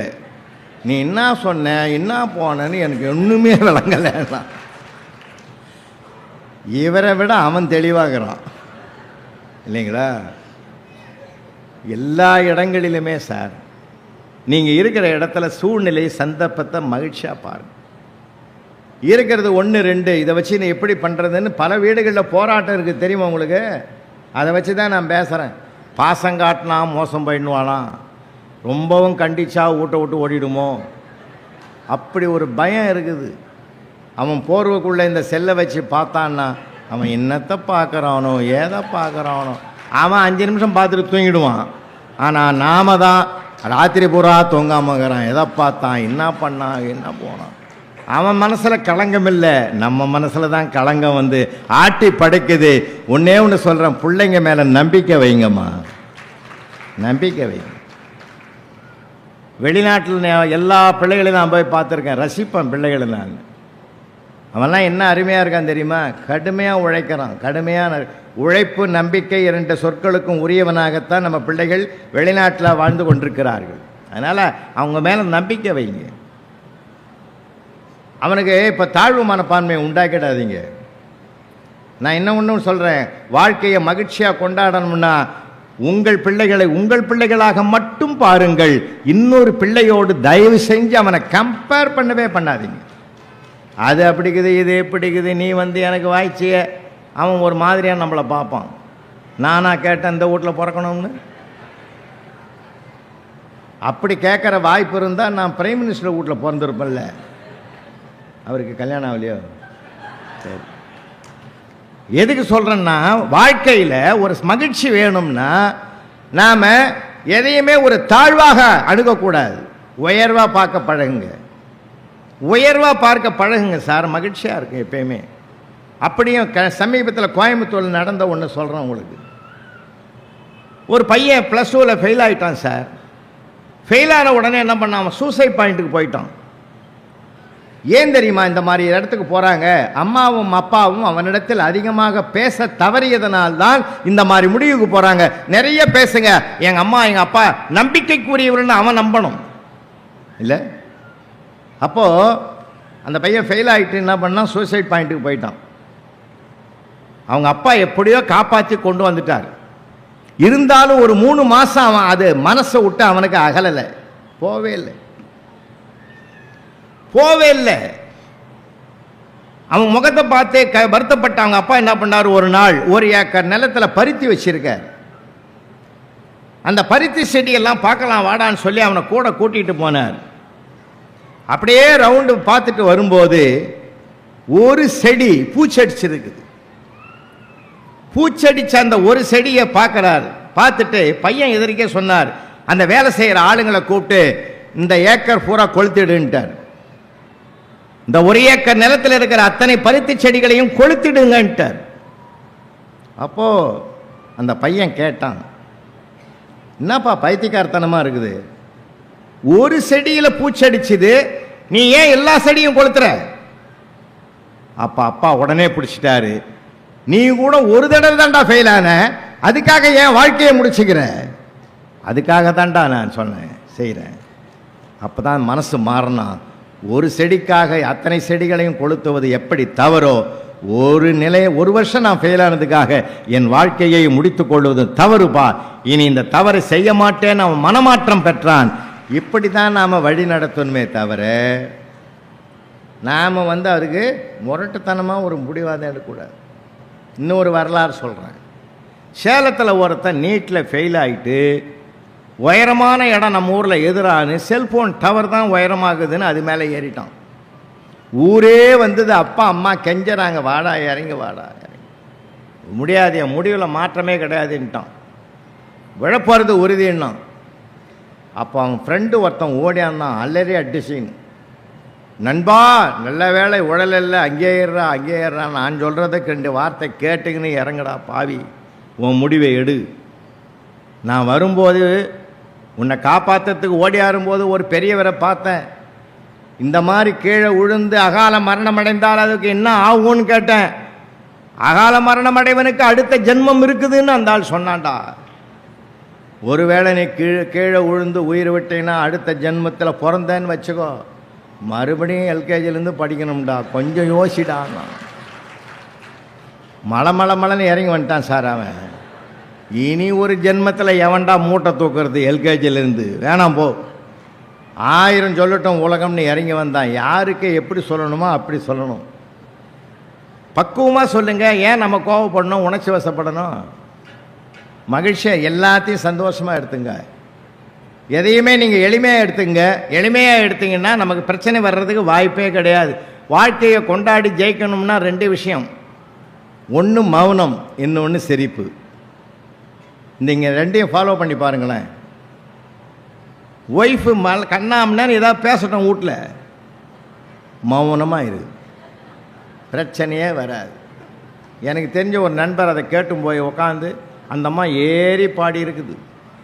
என்ன திருப்பதியில் கேட்டாங்க, திருச்செந்தூரில் கேட்டாங்க, பழனியில் கேட்டாங்க, திருப்பதியில் கேட்டாங்க, எல்லாம் மொட்டடிக்கிற ஊராக சொல்லுது. நம்மால் கம்முன்னு உக்காந்துக்கிறான். உக்காந்துட்டு ஏன் ஒன்றுத்துக்குமா பதில் சொல்ல மாட்டேன்? உள்ளூரில் என்னை தவிர எவனும் கேட்கல. கேட்காதவன்லாம் உனக்கு பெருமையாக தெரியுது, கேட்குற நான் உனக்கு சிறுமையாக தெரியுதுன்னா போயா, நீ இப்படி தான் பேசுவேன். சமாதானமாக இருறாங்கல்ல சார். நான் என்ன கேட்குறேன், எல்லாத்துக்குமே எதிர்ப்புக்கு எதிர்ப்பு தெரிவித்தால் தான் பிரச்சனை அதிகமாகும். சில நேரங்களில் மௌனமாக இருக்க பழகுவோம், சில நேரங்களில் சிரித்து பழகுவோம். 2மே அந்த பிரச்சனைகளை வளரவிடாமல் தடுக்கிற மிகப்பெரிய ஆயுதங்கள். அதை மகாத்மா காந்தி தன் வாழ்நாளிலே கையில் எடுத்துக்கொண்டார். பிள்ளைகளுக்கு நல்லா பேசுங்கம்மா, நிறைய பிள்ளைகளுக்கு பேச தெரியல, யாருக்கிட்ட என்ன பேசணும்னே தெரியல சார். அவனுக்கு நிஜமாக சொல்கிறேன், உண்மையில் பொய் சொல்லலை, உங்களுக்கே தெரியும். யாராவது நம்ம வீட்டுக்கு உறவுக்காரன் வந்தால் உட்காந்து பேசுகிறான், அவன் யாரும் அந்நியனை பார்க்குற மாதிரி பார்த்துட்டு போடுறான். நாம் வந்து தான் போராடி கிடக்கிறோம். என்னையே என் தம்பி வீட்டுக்கு போய்க்கிறேன், அவன் பையன் மேலேருந்து கீழே இறங்கி வந்தான், பார்த்துட்டு பிரமிச்சு நின்னான். என்னடா தம்பி எப்படி இருக்கிறேன்னு? இல்லை சார், உங்களை எங்கேயோ வாட்ஸ்அப்லேயோ ட்விட்டர்லேயோ ஃபேஸ்புக்லேயோ எங்கேயோ பார்த்த மாதிரி இருக்குதான். உன் பெரியப்பாடா நான். இன்றைக்கி அவனுக்கு உறவு தெரியல, ஊர் தெரியல, யாரும் தெரியல. நாம் தான் சொல்லிக் கொடுக்கணும் அவனுக்கு நிறைய விஷயங்கள். பிள்ளைகள் அவன் அயல் நாட்டில் இருக்கிற மாதிரி அந்நியன் ஆகிட்டான் வீட்டுக்குள்ளேயே. நிறைய விஷயங்கள், நல்ல வார்த்தைகளை சொல்லிக் கொடுங்க. பெரிய பெரிய விஷயங்கள் நான் சொல்ல விரும்பலை. வாழ்க்கையில் மனிதன் தொடர்பு படுத்துவது எது? நல்ல வார்த்தைகள் தான் உங்களையும் என்னையும் தொடர்பு படுத்தும். அந்த மரியாதைக்குரிய வார்த்தைகள், நல்ல மங்களகரமான வார்த்தைகளே பேச பழகுமே. அதனால தானே நமக்கு தமிழ்நாடு அரசாங்கம் இருமொழி கொள்கைன்னு ஒன்று வச்சிருக்காங்க இல்லையா? இருமொழி கொள்கைன்னு ஏன் வச்சிருக்கிறாங்க? நம்ம காலங்காலமாக பேரறிஞர் அண்ணா அவர்கள் தோற்றுவித்தது அது. இருமொழி கொள்கை போதும்னு அன்னைக்கு நமக்கு சொன்னாங்க. ஏன்? ஒன்று வணிக மொழி, இன்னொன்று வாழ்க்கை மொழி. வணிக மொழியாகிய ஆங்கிலம் உலகத்தை வலம் வருவதற்கு தேவை, வாழ்க்கை மொழியாகிய தமிழ் வாழ்வதற்கு தேவை. அதனால தான் ரெண்டு மொழினாங்க. மனுஷனை தொடர்பு படுத்துறதுக்கு இந்த மொழி, அதில் நல்ல வார்த்தைகள் பேசும். நீங்கள் பேசி பாருங்களேன். நம்ம அவரவர் தாய்மொழி அவரவருக்கு உயர்ந்தது. தெலுங்கு பேசுகிறீங்களா, அது உங்களுக்கு உயர்ந்த மொழி. மலையாளம் பேசுகிறீங்களா, அது உங்களுக்கும் உயர்ந்த மொழி. கன்னடம் பேசுகிற சார், மொழியில் அவங்கவுங்க தாய்மொழி அவங்கவுங்களுக்கு உயர்ந்தது. எல்லாத்துக்கும் அத்தனை மொழிகளுக்கும் தாய்க்கு தாயான மொழி நம்ம தமிழ் மொழி இல்லையா? அதனால் நீங்கள் அதில் அந்த மொழியில் எவ்வளோ சுகம் இருக்குது சார். எங்கள் ஏரியாவில் சிவகுமார் ஒரு லைன்ஸ் கிளப் கவர்னர் இருந்தார். அவர் வீட்டுக்கு நான் போயிருந்தேன். என்னுடைய புத்தகத்தில் கூட அதை எழுதியிருக்கேன். யூடியூப்பில் அந்த ஸ்பீச் இருக்கும், பழைய காலம் அப்போ பேசுனது. அவர் போய் நான் உட்காந்துங்கிறேன் சார். அவர் சொன்னார், புலவரையா வந்திருக்கிறாரு, சர்க்கரை இல்லாத பால் கொண்டு வாடான்னார். உள்ளே ஓடி போய் வேகமாக ஒரு டம்ளர் நிறையா கொண்டாந்து வச்சான் சார். வச்ச வேகத்தில் அந்த பால் அவன் வேகமாக வச்சான். அது டொம்முன்னு வச்சதில் இப்படி இப்படி தழும்புச்சு, ஒரு ஆட்டமே ஆடுது. நான் சொன்னேன், நான் சவுத்தார்காட் டிஸ்ட்ரிக்டில் விழுப்புரத்தில் பிறந்து வளர்ந்தவன். நான் என்ன பண்ணியிருக்கணும், தழும்புதரான்னு சொல்லியிருக்கணும். அந்த பையனை கூப்பிட்டு சொன்னேன், டே சாம்பு பால் ஆடுதுரு அப்படின்னு. இல்லை மாமா அது மாடுதுன்னா. புரியுதா? நான் ஆடுதுன்றதை அவன் ஆட்டுப்பால் நினச்சிக்கணும், மாடுதுன்னு நான் சார். அவன் எதிர்பாராத வகையில் ஒரு சொல்லில் எவ்வளோ சுகம் இருக்குது பார்த்தீங்களா? நான் ஆச்சரியப்பட்டு போனேன். ரொம்ப இதுவாக இருக்குது. இன்றைக்கி பிள்ளைகளுக்கு தமிழ் கூட தெரியலம்மா, வருத்தமாக இருக்குது. சொல்லிக் கொடுங்கம்மா. 10:30 மணிக்கு ராத்திரி 6ஆம் கிளாஸ் படிக்கிற பையன் டீச்சருக்கு மெசேஜ் அனுப்பிச்சிக்கிறான் செல்லில். டீச்சர் டீச்சர் நான் தொங்க போகிறேன், நீயும் தொங்குன்னு. அந்த டீச்சரை அல்லறி அடிச்சுன்னு ஆட்டோ எடுத்துக்கின்னு அவன் வீட்டு வாசலில் போய் நின்று இருக்குது. அந்த பையனுக்கு அவங்க அம்மா வெளியில் வந்து, என்ன டீச்சர் இந்நேரத்தில் வந்துக்கிறீங்கன்னு. இல்லை இல்லை உங்கள் பையன் என்ன பண்ணுறான்னு பார்க்கலான்னு இந்த பக்கமாக போகிறோம் வீட்டுக்கு பார்க்கலான்னு வந்தேன்னு. அவன் நல்லா தூங்குறான் டீச்சர்னுச்சது. அப்போ தான் டீச்சருக்கே புரிஞ்சுது, நான் தூங்க போகிறேன் நீ தூங்குன்னு அவன் எழுதுனதுக்கு பதிலாக எழுத தெரியல, நான் தொங்க போகிறேன் நீ தொங்குன்னவன் இவன் எதில் தொங்குறானோன்னு அது பயந்து போச்சு. நீங்கள் எவ்வளோ தகராறு வருது. கொஞ்சம் சொல்லிக் கொடுங்கம்மா, தமிழ் சொல்லிக் கொடுங்க, பேச கழுவுங்க. பேச தெரியலனா அப்புறம் என்னம்மா இருக்குது, எதுக்கு படிக்கிறது? மதுரைக்கு பக்கத்தில் என் தம்பி முறையா ஓன 2003 இறந்துட்டான். ஃப்ளைட்டில் போய் மாட்டுத்தாவணியில் இறங்கி போயிட்டு ஒரு மலர் மாலை வாங்கி போட்டான். அவனுக்கு போட்டுட்டு நான் நிற்கிறேன். அவன் புள்ள பிஎஸ்சி செகண்ட் இயர் படிக்கிற ஒத்த பையன் எழுந்து நின்று என்னை கட்டி பிடிச்சி கதறி கதறி அழுதாயா, பெரியப்பா நீ எல்லாம் இருக்கிற போது எங்கள் அப்பா போயிட்டாரேண்ணா சார். நீங்கள் எல்லாம் சிரிக்கிறீங்க, நான் 15 நாள் லீவு போட்டு வேலைக்கே போகலையா? ஆச்சரியமான வார்த்தைகளை அவன் பேச தெரியாவிட்டாலும் அதிர்ச்சி தர வார்த்தையை பேசாமல் இருக்க வைங்க ஐயா. ரொம்ப பயங்கரமாக இருக்குது. இப்போ நல்லா பேசணும் சார் மனிதனுக்கு. எனக்கு அருட்தந்தை வேதாத்திரி மகரிஷியை ரொம்ப பிடிக்கும். அவர் இந்த வையகத்துக்கு கொடுத்த வார்த்தை என்ன தெரியுமா? வாழ்க வளமுடன். என்ன அழகான வார்த்தை, என்ன அழகான வார்த்தை. திரும்ப திரும்ப அது நேரங்காலம் பார்த்து சொல்லணும். அதை ஒரு தடவை அப்படி தான் நான் சொல்லிவிட்டு நான் மாட்டிக்கணும் வீட்டில். அவன் சாதம் வடிக்கும் போது கஞ்சி தண்ணி கையில் பட்டுக்குது. அண்ணா வாழ்க வளமுடன், அவ்வளோதான் முடிஞ்சு போச்சுங்க. எந்த இடத்துல எப்போ சொல்லணுமோ அப்போ தான் சொல்லணும், எல்லா இடத்துலையும் சொல்லிடக்கூடாது இல்லை. அதனால தான் எதுக்காக சொல்ல வரேன்னா, எல்லா இடங்களிலுமே சார் நல்ல வார்த்தைகளை பேச கற்றுக் கொடுங்க. இப்போ நிறைய பேருக்கு தெரியல சார், அது வாழ்க்கையில் எப்படி யாரை மகிழ்விக்கிறது, யாரை இது பண்ணுறது எப்படின்னு தெரியல. நீங்கள் கூட நான் அசனமாம்பேட்டைக்கு போயிருந்தேன், காஞ்சிபுரம் பக்கத்தில் அசனமாம்பேட்டை. அங்கெல்லாம் ஒரு பிரம்மாண்டமான பட்டிமன்றம். நான் பாக்யராஜ் சார், நிழல்கள் ரவி எல்லாரும் போயிருந்தோம். பேசி முடிச்சுட்டு கீழே இறங்கி வரும்போது ஒருத்தன் ஓடி வந்தான் சார், பதறி அட்டிஷன் வந்து, sir sir sir please sir please sir ஒரே ஒரு செல்ஃபி சார்ண்ணா. சரி எடுத்துக்கிடான்னு எடுத்துக்கின உடனே கேட்டான், சார் சார் நீ யார் சாருன்னு கேட்டான்.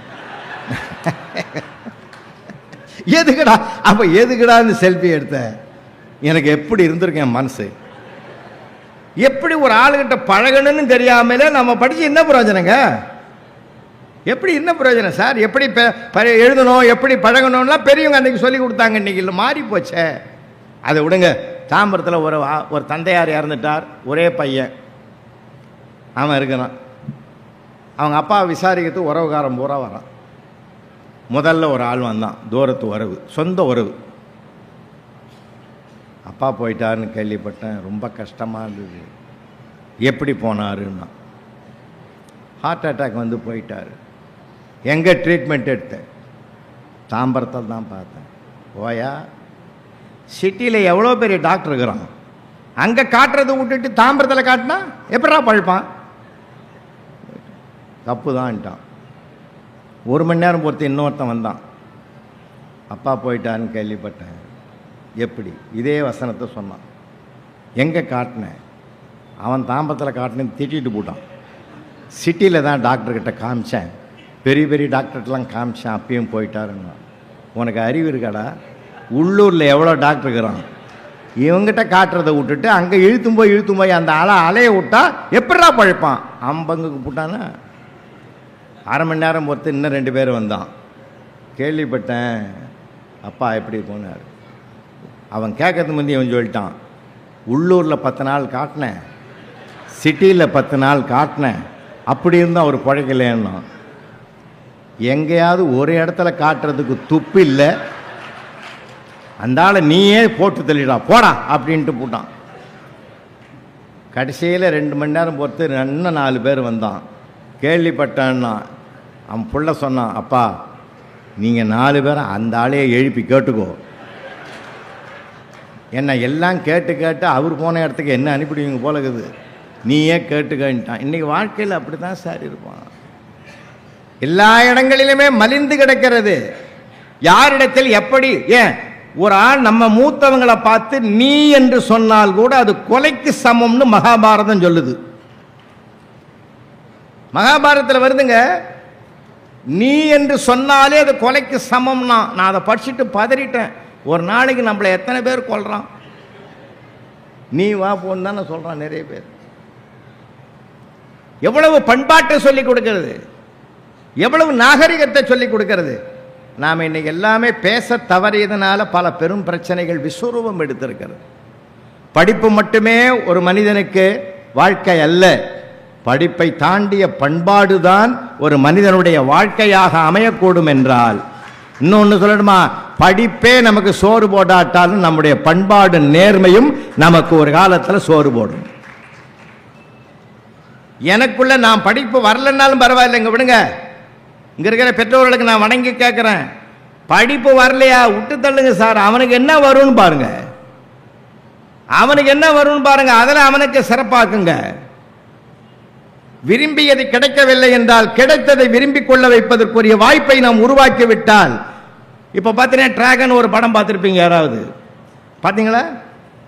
டிராகன் படம் பாருங்க, அவசியம் பாருங்க. அதனுடைய தேம் ரொம்ப அருமையாக இருக்கு. நான் சமீபத்தில் பல படங்கள் பார்த்தேன். பார்த்துட்டு வெளியில் வந்தால் ஒரு அருவாளியை ஒரு கத்தியை தூக்கின்னு போய் எவனையாவது 4 பேர் குத்தனம் போல ஒரு உணர்வை தூண்டுறான். இந்த ஒரு படம் தான் மனுஷனை திருத்துறதுக்கு ஒரு மார்க்கத்தை டிராகன் படத்தை எடுத்துருக்கணும். ரொம்ப உண்மையிலே இருக்குது, நல்லா இருக்குது, போய் பாருங்க. அதில் என்ன ஆகுது, இந்த பையன் ஒரு தவறு பண்ணுறான், தவறு பண்ணி வாழ்க்கையில் ஜெயிக்கிறான். ஆனால் அது தவறுன்னு உணர்ந்து தண்டனை அனுபவிக்கிறான். அப்போ கூட அவங்க அப்பா தன் நிலையிலிருந்து மாறாமல் பிள்ளையை ஏற்றுக்கொண்டு அவனுக்கு ஒரு நல்ல வழியை கற்றுக் கொடுத்து ஆதரவு கொடுக்குற கதை சார். அது இன்னைக்கு இருக்கிற தேவையாது. நீங்கள் அதை தயவு செஞ்சு பாருங்க. அது நம்ம மாற்றிக்கணும். நம்ம மாற்றிக்கிட்டோம்னா பல மாற்றங்கள் உருவாகும். ஏன்னா படிப்பு என்பது அறிவுக்கு தீனி போடுகிற படிப்பு வேறு, அனுபவத்தில் பெறுகிற படிப்பு வேறு. வாழ்க்கையில் நம்ம எவ்வளவோ கற்றுக்க வேண்டியது இருக்கு. பணத்தை தேடித்தான் இந்த உலகம் பிரபஞ்சம் ஓடிக்கொண்டிருக்கிறது. அதில் மாற்று கருத்துக்கு இடமே கிடையாது.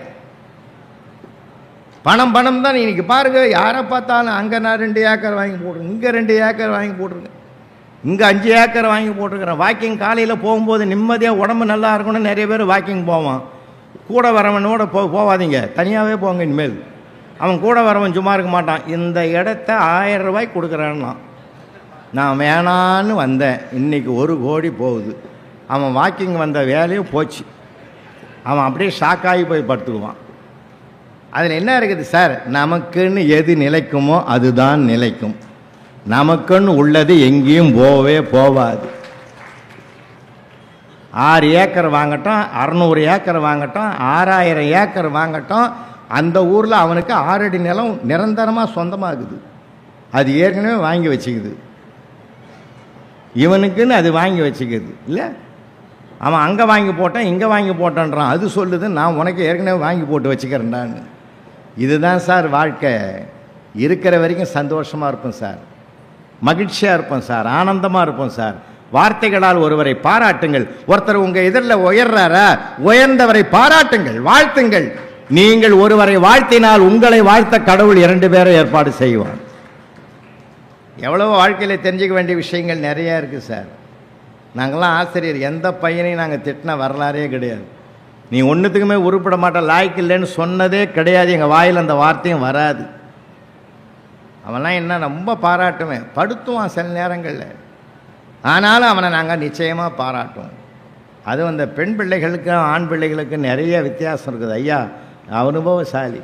அவர் டெக்ஸ்ட் புக் ஆத்திரையா 12ஆம் வகுப்பு தமிழ் பாட புத்தகத்தையே தயாரித்த தலைவர் அவர் தான். நிறைய அனுபவம் உடையவர். நாங்கள்லாம் பசங்க கிட்ட நிறைய அனுபவம் சார். நான் கற்றுக் கொடுத்ததை விட அவனிடத்தில் கற்றுக்கொண்டது ஏராளம். நீங்கள் எப்பயுமே யாருக்கிட்டையும் கற்றுக்கலாம் சார். அவன் சின்ன வயசு, அவனுக்கு என்ன தெரியும்னு நினைக்காதீங்க. நம்மளை விட பல விஷயம் அவனுக்கு தெரியும். உண்மையில் சொல்கிறேன், அவனுக்கு எல்லாமே தெரியும்.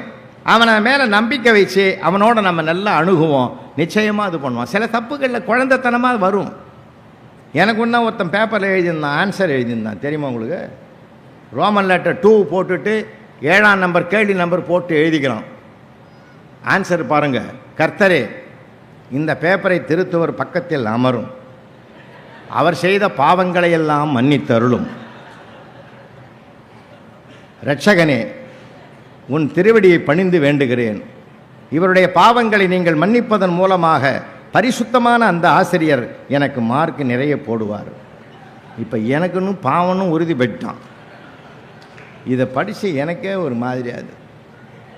அவன் என்னமா எழுதுனான், அவனையெல்லாம் போட்டு அது பப்ளிக் பேப்பர், அது ஒன்றும் பண்ண முடியாது. இன்னும் சில பேர் விளையாட்டாக எழுதுவான் தெரியுமா? ராஜாராம் மோகன் ராய் குறிப்பு வரைன்னு ஒரு தடவை கேட்டிருந்தேன். அவன் எழுதிக்கிறான் பார், நீங்கள் ஜென்மத்திலையும் எழுத மாட்டீங்க அந்த மாதிரி. இந்த 4 பேரும் நல்ல நண்பர்கள்னு எழுதிக்கிறான்யா. ராஜா ராம் மோகன் ராய் இந்த 4 பேரும் நல்ல நண்பர்கள், ஜாதி மதம் பார்க்காமல் பழகினார்கள். ராமுக்கும் ராஜாவுக்கும் அடிக்கடி சண்டை வரும், மோகன் தீர்த்து வைப்பார். இன்னும் டெவலப்டா. என் ஜென்மத்தில் இந்த மாதிரி படிக்கவும் முடியாது. நான் இன்னொன்று தெரியுமா, இந்த உலகத்தில் இன்றைக்கு நான் ஒன்று சொல்லிக்கிறேன், எழுதி வைங்க. இன்றைக்கு தர்மம் என்ற ஒன்று உயிரோடு இருக்கிறது என்றால், தானம் என்ற ஒன்று உயிரோடு இருக்கிறது என்றால், அது இந்த மண்ணில் வாழும் பெண்களால் மட்டும்தான் என்று நம்பிக்கை உடையவன். அதனால் தாய் வடிவத்தில் இந்த தர்மம் நடக்குது, தாரத்தின் வடிவத்தில் தர்மம் நடக்குது, சகோதரி வடிவத்தில் தர்மம் நடக்குது. அவங்க இன்னொரு குழந்தை பசியாக இருக்கிறத எப்பயும் பொறுத்துக்க மாட்டாங்க. நமக்கு அந்த கவலை அவ்வளவா இருக்காது, அவங்களுக்கு தான் அந்த கவலை.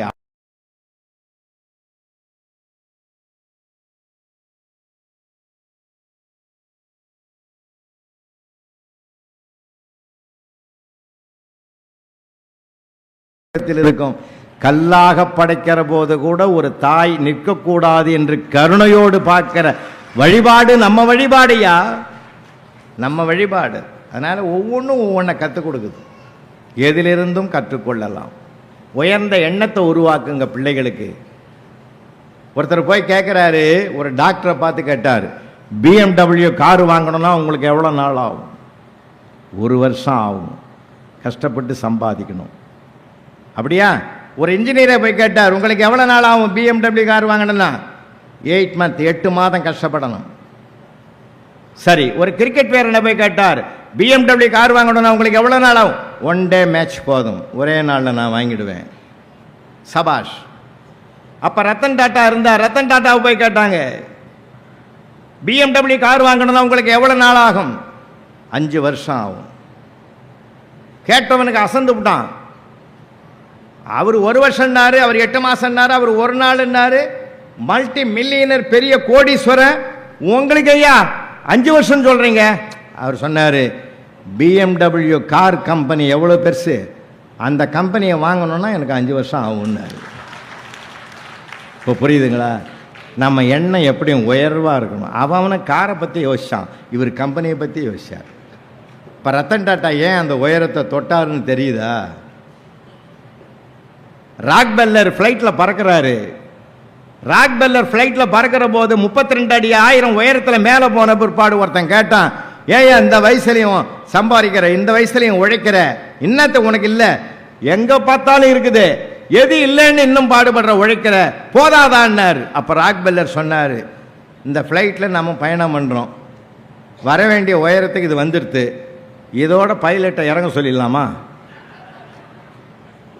பைலட்டை நிறுத்த சொல்லலாமான்னாரு. ஐயோ எல்லாமே போயிடும். அது போகக்கூடாதுன்னு தான் நம்ம பயணம் பண்ணுறோம்ல, அதே தான். ஓடிக்கொண்டே இருக்க வேண்டும், உழைத்து கொண்டே இருக்க வேண்டும், முடிந்த வரையில் உதவிக்கரத்தை நீட்டிக்கொண்டே இருக்க வேண்டும்னு அந்த பையனுக்கு பாடம் நடத்தினார். அதனால் உங்களுக்கு இன்னும் கூட வேண்டுகிறேன், பிள்ளைகள் மார்க் எடுக்கலேன்னு பதறாதீங்க. எங்கள் தெருவிலேயே நான் பல கூத்தெல்லாம் பார்க்குறேன். எல்கேஜி போகுது, அது பாவம், அது என்னன்னே தெரியல உலகம். அது மார்க்கு குறைஞ்சி போச்சுன்னு மண்டை இடிச்சிக்கிறாங்க அப்பாவும் அம்மாவும். அதுக்கு என்னன்னு தெரியாமல் விளையாடுங்குது. இது என்ன, அதுன்னு ஐஏஎஸ் எழுதுது, மார்க் குறைஞ்சா போகுது. மார்க் குறைஞ்சதுன்னு கவலையே படாதீங்கம்மா, மனசில் தைரியமாக இருங்க, சந்தோஷப்படுங்க. 100க்கு 100 எல்லா சப்ஜெக்ட்லேயும் வாங்கிட்டான்னா அவங்க தான் கவலைப்படணும். ஏன் தெரியுமா? எல்லாம் வெளிநாட்டுக்கு ஓடிடுவான். 50-60 வாங்குறவன் தான் கட்சி வரைக்கும் நம்ம கூடவே இருப்பான். அவன் தான் அடிக்கடி போய் மாத்திரை வாங்கினோடா, மருந்து வாங்கினோடான்னா எல்லாத்துக்கும் உதவி செய்வான். நமக்கு உதவாத பிள்ளைகள் தூரத்தில் இருக்கிறார்கள், உதவுகிற பிள்ளைகள் அருகில் இருக்கிறார்கள். அந்த அருகில் இருக்கிற பிள்ளை தான் அவசியமானவன்னு மாற்றி பாருங்கன்ற நான். வெளிநாட்டுக்கெல்லாம் போனெல்லாம் அவன்லாம் திரும்பி வரமாட்டான். அவங்க இருக்கிற சொர்க்க வாழ்க்கை வாழ்ந்துங்கிறான். அந்த வாழ்க்கையில் நீங்கள் அனுமதி கொடுக்க மாட்டீங்க இங்கே. ஏன்னா அந்த அம்மாவுக்கெல்லாம் பொண்ணு, அதுவும் பையன் திரும்பி வந்தாலும் வருவான். இங்கே யாராவது இருந்தாக்கா வருத்தப்படாதீங்க, உண்மையை சொல்கிறேன் நான். பையன் வந்தாலும் வருவான் திரும்பி, அது பொண்ணுங்க வரவே வராது.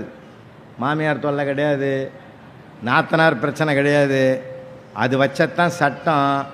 இல்லை ஏதாவது வீட்டுக்காரன் தப்பாக சொல்லிட்டான்னா ஒரு வார்த்தை ஃபோன் பண்ணால் போதும், அவனை தூக்கி விசாரணையே கிடையாது, உள்ளே வச்சுருவாங்க. இவ்வளவு பாதுகாப்பு அந்த பொண்ணுக்கு இருக்கிறதுனால அது அந்த ஊரை விட்டு வரவே வராது. நாம் தான் நம்ம கதறி கிடக்கிறோம். அதனால் நம்ம வீட்டு பிள்ளைகள் நம்ம கூட இருக்கிறான்னா மகிழ்ச்சி அடைங்க, அவனை பேச விடுங்க. திறமை வேறு, புத்திசாலித்தனம் வேறு. மனப்பாடம் பண்ணி மார்க் வாங்குறவன்லாம் ரிப்போர்ட்டர், அவன் மனசுக்குள்ளே இருக்கிறத வெளிப்படுத்துகிறான் பார், அவன் தான் ப்ரமோட்டர். நமக்கு ப்ரமோட்டர் தான் தேவைப்படுது, ரிப்போர்ட்டர் வேண்டாம். நிறைய விஷயங்கள் சிந்திச்சு பாருங்கள். இதே குரோம்பேட்டையில் ஒரு மெடிக்கல் ஷாப்புக்கு நான் போகிறேன். ஒருத்தர் அவங்க குழந்தை, சின்ன குழந்தை சார், அவன் 1ஆம் கிளாஸ் படிக்கிற பையன் கூட வந்தான். அவங்க அப்பா கேட்டார் மெடிக்கல் ஷாப்காரரு, சார் எறும்பு மருந்து இருக்குதான்னு கேட்டார். எதுக்கு? எறும்பை சாகடிக்கிறதுக்கு கேட்டார். அவன் வீட்டில் எறும்பு தொல்லை கேட்டார். இந்த 1ஆம் கிளாஸ் படிக்கிற பையன் என்ன கேட்டான் தெரியுமா? ஏன்பா எறும்புக்கு உடம்பு சரியில்லையாப்பான்னு கேட்டான். உடனே அப்பா மனசு மாற்றிக்கிட்டார், சார் எனக்கு எறும்பு மருந்து வேணான்ட்டு வந்துட்டார் சார். ஏன் தெரியுமா? ஒரு செகண்டு யோசிச்சார், நான் அந்த எறும்புக சாகடிக்கிறதுக்கு பார்க்குறேன், அவன் வாழ வைக்கிறதுக்கு பார்க்குறான். இந்த வயசில் அவனுக்கு வாழ வைக்கிற எண்ணம் வந்திருக்குதுன்னா எனக்கு ஒரு வள்ளலார் பிறந்திருக்கிறார் என்று கருதி அவனை வாழ்த்திட்டு வீட்டுக்கு கூட்டாந்தாருன்னா ஒரு வார்த்தையில் மனமாற்றம் பெறலாம். நிறைய பேசுங்க பிள்ளைகளோடு, நிறைய பகிர்ந்துக்குங்க. அன்றைக்கி ரியல் எஸ்டேட் பிஸ்னஸ் பண்ணுறவர் ஹாலில் உட்காந்து கஷ்டப்பட்டுங்கிறாரு வருத்தமாக. அவங்க பையன் 8வது படிக்கிறான். அந்த நேரம் பார்த்து கணக்கு பேப்பர் கொடுத்துறாங்க, கையில் தூக்கின்னு வீட்டுக்கு வந்துட்டான். அப்பாவை பார்த்து மிரண்டு போனான். ஐயோ என்ன நடக்க போதோன்னு நினச்சான். உள்ளே ஓடி போய் படியை தாண்டி உள்ளே போனான். மைண்டு வேலை செஞ்சது. அப்படியே ஒரு சுச்சுவேஷனை க்ரியேட் பண்ணான். வேகமாக ஓடி போய் அப்பாவை கட்டி பிடிச்சிங்கன்னா, டாடி நான் மேத்ஸில் 100க்கு 100 வாங்கினா நீ என்ன நினைப்பேன்னா ஹார்ட் அட்டாக்காக வந்தாலும் வந்துருண்டான்னார். அது மாதிரி உனக்கு வரக்கூடாதுன்னா 30 வாங்கியிருக்கிறேன்னா. அவங்க அப்பா சொன்னார், இந்த வீட்லேயே என்னை புரிஞ்சுக்கிற ஒரே ஆள் நீ தான்டான்னார். அதை சூழ்நிலையை மாற்றிட்டான் பார்த்தீங்களா? அப்படியே போய் சொல்லியிருந்தான் கொடுத்துருந்தான்னு வச்சுங்க, 2 வாங்குன்னு வாங்கியிருப்பார். என்ன அருமையாக அந்த சூழ்நிலையை மாற்றினான் பார்த்தீங்களா? நீங்கள் அவனுடைய புத்திசாலித்தனத்தை பாராட்டணும். தப்பா ரைட்டான்லாம் பார்க்காதீங்க, அது ஒரு புத்திசாலித்தனம். தன்னை சுற்றி இருக்கிற ஒரு சூழ்நிலையை பாதகத்தை தனக்கு சாதகமாக மாற்றிக்கொள்ளுகிற பக்குவம் அவனுக்கு வாய்க்கப்பட்டிருக்கிறது. நம்ம மகிழ்ச்சி அடையணும் சார். எதிலையுமே சந்தோஷப்படுங்க. வாழ்நாளில் மற்றவர்களோடு சிரித்து பேசுங்க. ஃபோன் எடுத்தால் கூட நல்லதை பேசுங்க, நல்லதை பாராட்டுங்க, நலம் விசாரிங்க. ஏன்னா அந்த ஃபோன் இன்றைக்கு சாதாரணமானதில்லை, ஒரு சரித்திர உலகத்தை படைத்து கொண்டு இருக்கிறது. அதனால் நல்ல விஷயங்களை பேசுவோம், நல்லதை எண்ணுவோம், நல்லதை செய்வோம். நிறைய முடிஞ்ச வரைக்கும் பிறருக்கு உதவி செய்வதில்தான் வாழ்க்கையின் மகிழ்ச்சியை உச்சத்தில் கொண்டு போகும். அவர்கள் வாழ்த்த வாழ்த்த நாம் வளர்ந்து கொண்டே இருப்போம் என்பதனாலே யாருன்னு பார்க்காதீங்க, யாருக்கு உதவி செய்யணும்னு பார்க்காதீங்க. யாருக்கு உதவி தேவையோ, யாருக்கு நான் தேவை, எனக்கு என்ன கிடைக்கும் என்று பேசுவதை விட யாருக்கு நான் தேவைப்படுகிறேன் என்று பார்க்கிற பார்வைதான் நம்மை உயர்த்தி கொண்டே இருக்கும், நம்ம வாழ்க்கையும் சிறப்பாக்கும் என்று சொல்லி, புத்தகம் என்பது வாசிப்பதற்கு மட்டுமல்ல சுவாசிப்பதற்கும் அதுதான். அந்த கருத்துக்களை கையில் எடுத்துக்கும். ஏதாவது ஒன்று ரெண்டையாவது நம்ம ஃபாலோ பண்ணாதான் வாழ்க்கையில் நமக்கு ஒரு மகிழ்ச்சி இருக்கும், மன திருப்தி இருக்கும், மன நிறைவு இருக்கும் என்பதை சொல்லி நிறைவாக ஒன்றை சொல்லி நான் நிறைவு பண்ணுறேன். எது நமக்கு உரியதோ அது அன்றைக்கு கிடைக்கும். எப்பப்போது யார் யாருக்கு என்னென்ன நிகழணும்னு இருக்குதோ அது அது அப்பப்போ நிகழ்ந்தே தீரும். 6 மாதத்துக்கு முந்தி பெருமாள் கோயிலுக்கு போய் என் பேரை சொல்லி நட்சத்திரத்தை சொல்லி அர்ச்சனை பண்ணி பட்டாச்சாரியார் கற்பூர தீபாராதனை எடுத்து என் கிட்ட வந்தார். அவருக்குன்னு தட்டில் போடுறதுக்கு ஒரு 5 ரூபாயை மடித்து தனியாக வச்சுருந்தேன். அது பக்கத்தில் 100, அது பக்கத்தில் 500, 2 தனித்தனியாக வச்சுருந்தேன். செல்ஃபோனை எடுத்து உள்ளே வச்சதுனால எல்லாம் தலைகீழ மாறி போச்சு. இந்த 5 2 விரலை விட்டு தேடுறதுக்குள்ளே ஐயரே டென்ஷன் ஆகி எதிர்பக்கம் போயிட்டார். அந்த 3வது ஆள்கிட்ட நிற்கிற போது அப்போ தான் எனக்கு அந்த 5 ரூபாய் கிடச்சிது. அதை எடுக்கிற வேகத்தில் இந்த முன்னாடி இருந்த 500 எகிரி அந்த யார்கிட்ட நிற்கிறாரோ அவன் காலில் போய் விழுந்தது. அவன் குனிஞ்சு பார்த்துட்டு இது நம்ம ரூபாய் இல்லைன்னு எடுத்து பட்டாச்சாரியார் தட்டில் போட்டான். 500 பார்த்த உடனே அவர் செத்த இருங்கோன்னு சொல்லி பெருமாள் கழுத்தில் இருக்கிற மாலையை கொண்டாந்து அவனுக்கு போட்டார். அந்த 500 என்னது? இன்னைக்கு அவனுக்கு மரியாதை கிடைக்கணும்னு பெருமாள் அனுகிரகம் பண்ணியிருக்கிறாரு. அவர் யார் வீட்டு பணம்னு பார்க்கல, யாருக்கு பண்ணணும்னு தான் அவர் நினைக்கிறாரு.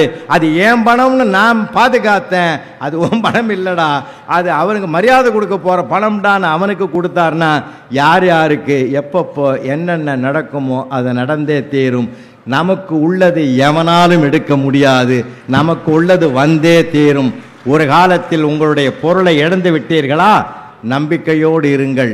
சத்திய பிரமாணமிட்டு சொல்லுகிறேன், நான் நேர்மையாக சம்பாதித்தது, உழைத்து சம்பாதித்தது போய்விட்டது. ஆனால் கடவுள் ஒரு நாளைக்கு கொடுப்பான். அது இயேசுவாக இருக்கட்டும், அது அல்லாவாக இருக்கட்டும், அது பெருமாளாக இருக்கட்டும், எல்லாம் வல்ல சிவனாக இருக்கட்டும், நான் நம்புகிற ஒரு கடவுள் திரும்ப எனக்கு கொடுப்பான் என்று நம்புங்கள். நிச்சயமாக அந்த பணம் உங்களிடத்தில் வந்து சேர்ந்தே தீரும். இந்த மாற்றம் தர்மத்துக்கு என்றுக்கும் தோல்வி வந்ததே கிடையாது. அள்ளி கொடுத்தவர்களுக்கு யாரும் வைத்ததே கிடையாது, வாழ்த்தைத்தான் சொன்னார்கள். வள்ளல் எம்ஜிஆர் ராமநாதபுரம் மாவட்டத்தில் ஓட்டு வேட்டைக்கு சென்றுகிறார். காலையிலிருந்து சாயந்தரம் வரைக்கும் போகும்போது நேரமாயிட்டது, வீட்டுக்கு போகணும் போது தொண்டர் ஒருத்தர் சொன்னார், ஐயா உங்களை பார்க்கணுன்னே ஒரு 85 வயசு பாட்டி காலையிலிருந்து கால் கடுக்க நிற்குது, பார்க்காம போனால் நல்லா இருக்காதுன்னு சொன்ன உடனே ஜீப்பை அந்த பக்கம் விடுனாரு. ஜீப்பை நிறுத்தி இறங்கி போய் பாக்கெட்டில் இருக்கிற பணத்தை எண்ணி பார்க்க மாட்டார், அள்ளி கொடுப்பார். அள்ளி கொடுத்தாரு. வாங்கின பாட்டி அழுது கண்ணீராக வருது. ஏன் பாட்டி பணம் பத்தலையா, நான் இன்னும் தர சொல்கிறேன்னு உள்ள ஜீப்பிலேருந்து எடுத்துன்னு வர போகிறார். இல்லை தம்பி, நான் உங்கள் அம்மா ஸ்தானத்திலேருந்து சொல்கிறேன் ராஜா, அதுக்காக தான் ஐயா நான் ஒரு நாள் பூரா நிற்கிறேன். அந்த நம்பியார்கிட்ட ஜாக்கிரதையாக இருப்பா. நம்பியார் நிஜமாலுமே நல்ல மனுஷன்யா. அவர் மாதிரி ஒரு குருசாமி உலகத்திலே கிடையாதுயா. ஒழுக்கமான மனுஷன். அவரை வில்லனா பார்த்தே அந்த பாட்டி இவருக்கு நல்லவனுக்கு ஒரு ஆபத்தும் வரக்கூடாதுன்னு நினைக்குது. பார்த்தீங்களா? இந்த வாழ்த்து தாயா நம்ம வாழ வைக்கும். மற்றவர்கள் வாழ்த்துக்களை நாம் பெறுவோம். பிள்ளைகளை பெற்றோர்கள் செய்வது பிள்ளைகளுக்கு என்ற ஒரு பொன்மொழி இருப்பதனால் நாம் கூடுமான வரை பிள்ளைகளுக்கு நல்லதை செய்வதன் மூலமாக நல்ல புண்ணியங்களை சேர்ப்போம். இந்த பூ உலகில் அவர்கள் வாழ்வாங்கு வாழ்வார்கள். நன்றி.